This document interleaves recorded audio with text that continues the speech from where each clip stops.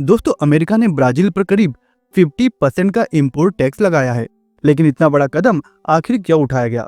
क्या इससे अमेरिका को फायदा होगा या फिर ये चाल उसी पर भारी पड़ने वाली है? क्या ब्राजील अब अमेरिका के डॉलर सिस्टम से बाहर निकलने की कोशिश कर रहा है? और क्या ब्राजील का नया digital payment system Pix visa और मास्टर कार्ड के लिए खतरा बन गया है? इस वीडियो में जानते हैं कि ट्रंप के नए फैसलों का असली मकसद क्या है और कैसे ब्रिक्स देश बना रहे हैं अपना पेमेंट नेटवर्क, और क्या यूएस की चाल ग्लोबल फाइनेंस में उसकी पकड़ को कमजोर कर सकती है। इन सभी सवालों के जवाब के लिए इस वीडियो को पूरा जरूर देखिएगा। अब तक आपने जो सोचा है यह उससे बहुत बड़ा गेम है। अमेरिका और ब्राजील के बीच चल रहा विवाद अब सिर्फ व्यापार तक सीमित नहीं रहा, यह एक बड़ी लड़ाई बन चुका है। एक ऐसी लड़ाई जो इस बात को तय करेगी कि आगे आने वाले समय में दुनिया की अर्थव्यवस्था किसके इशारों पर चलेगी।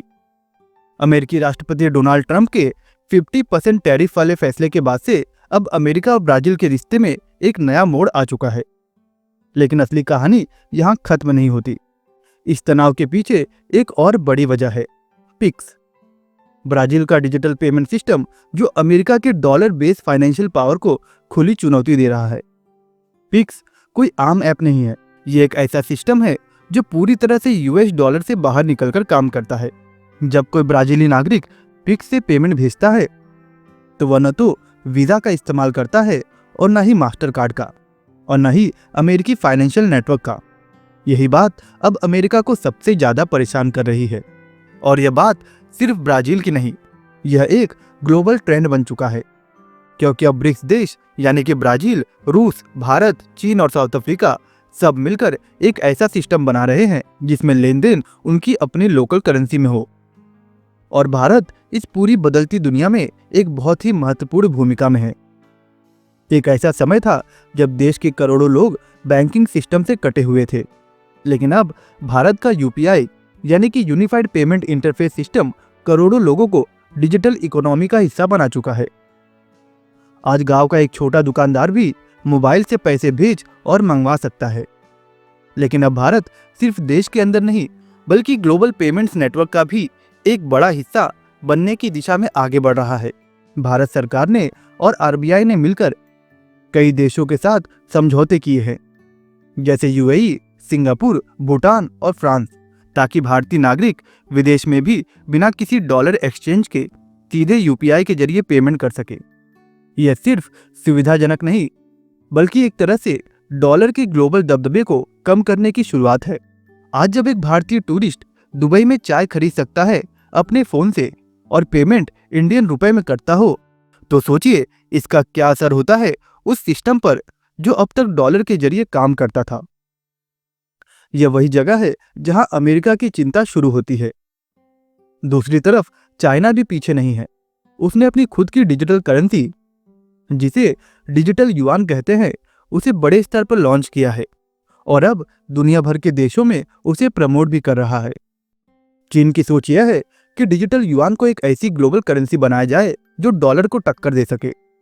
चीन ने पहले ही इस डिजिटल करेंसी को south east Asia, central Asia और अफ्रीकन देशों में पायलट प्रोजेक्ट के तौर पर शुरू कर दिया है।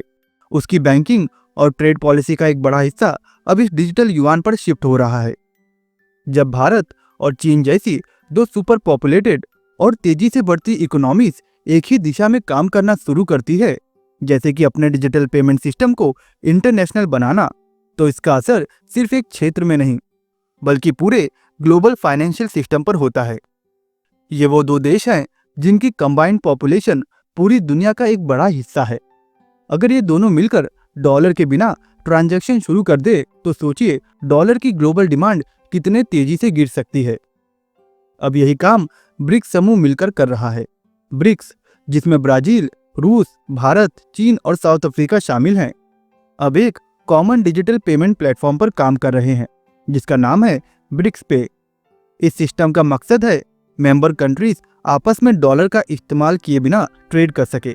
यानी भारत अगर ब्राजील से कोई सामान खरीदता है तो वो डॉलर के बजाय रुपए और रियल में पेमेंट कर सकता है, और इससे स्विफ्ट जैसे अमेरिकी नेटवर्क की डिपेंडेंसी खत्म होती जा रही है जो अब तक इंटरनेशनल पेमेंट को कंट्रोल करता आया है। अगर ब्रिक्स पे सफल होता है तो इसका सीधा असर अमेरिका की फाइनेंशियल पकड़ पर हो सकता है। सालों से जो इन्फ्लुएंस अमेरिका को डॉलर की वजह से मिलता रहा, जैसे कि किसी देश पर सैंक्शन लगाना, ट्रांजैक्शन रोकना या मॉनिटरिंग करना, अब वो सब धीरे धीरे कमजोर पड़ सकता है। इसी बदलती तस्वीर से अब अमेरिका काफी परेशान है। उसे अब यह समझ में आ गया है कि यह सिर्फ एक टेक्निकल चेंज नहीं है, बल्कि उसके ग्लोबल इन्फ्लुएंस के लिए एक सीधी चुनौती है। और ब्रिक्स पे जैसे सिस्टम अगर चल निकले तो अमेरिका के लिए ग्लोबल कंट्रोल बनाए रखना पहले जैसा नहीं रहेगा। इसीलिए अमेरिका ने ब्राजील के डिजिटल ट्रेड सिस्टम पर फॉर्मल इन्वेस्टिगेशन शुरू कर दी है, खासकर यह जानने के लिए कि क्या पिक्स जैसे प्लेटफॉर्म्स ने अमेरिकन कंपनियों को नुकसान पहुंचाया है। अमेरिकी सरकार को लगता है कि पिक्स ने वीजा और मास्टर कार्ड जैसी अमेरिकी पेमेंट कंपनियों को एक बड़ा झटका दिया है। ये वो कंपनियां थी जिनका पिछले कई दशकों से दुनिया भर के पेमेंट मार्केट पर दबदबा था।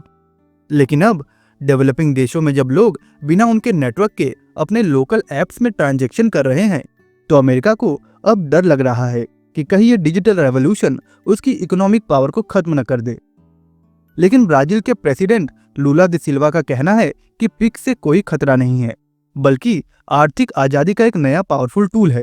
उन्होंने कहा कि पहले गरीब लोग, छोटे दुकानदार और गिग्स वर्कर या फिर पेंशनर्स ये सब बैंकिंग सिस्टम से दूर रहते थे, पर अब पिक्स की वजह से वो डिजिटली पेमेंट कर सकते हैं, और वो भी बिना किसी एक्स्ट्रा चार्ज या पेपर वर्क के। ब्राजील के प्रेसिडेंट का यह मानना है कि अब दुनिया को सिर्फ एक करेंसी पर नहीं चलना चाहिए। क्यों हर बार डॉलर में ही सोचना पड़े? क्यों एक देश की करेंसी इतनी पावरफुल हो जाए कि बाकी दुनिया पर दबाव बन सके? और इसी सोच के साथ ब्रिक्स देशों ने 2025 में हुई बैठक में एक नई दिशा तय की है, एक ऐसी पेमेंट व्यवस्था जो अमेरिका की डिपेंडेंसी से आजाद हो। लेकिन दोस्तों, अमेरिका तो इसे एक खुली चुनौती मान रहा है, और यही वजह है कि अमेरिका ने अब ब्राजील पर सिर्फ टैक्स नहीं लगाया, बल्कि वहां के कुछ बड़े अधिकारियों पर सैंक्शन भी लगाए हैं। ये वही लोग हैं जो कुछ कंट्रोवर्शियल मामलों में लीगल भूमिका निभा रहे हैं, पर इंटरनेशनल कम्युनिटी इस कदम की निंदा कर रही है और इसे अमेरिका की एक तरह का ओवर रिएक्शन बता रही है। कुछ पुराने अमेरिकी अधिकारी ये भी मानते हैं कि इस तरह का दबाव बनाने से उल्टा असर हो सकता है।